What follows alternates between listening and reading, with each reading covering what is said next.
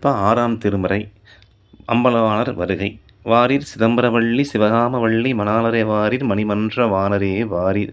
இது பல்லவி. அண்டங்கள் எல்லாம் அணுவில் அடக்கும் அரும்பெரும் சித்தரே வாரீர் அற்புதரே இங்கு வாரீர்.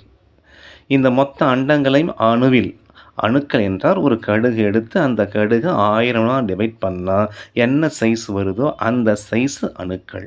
அந்த அணு எங்கே இருக்கிறது? நம்முடைய புருவ மத்தியில் இருக்குது.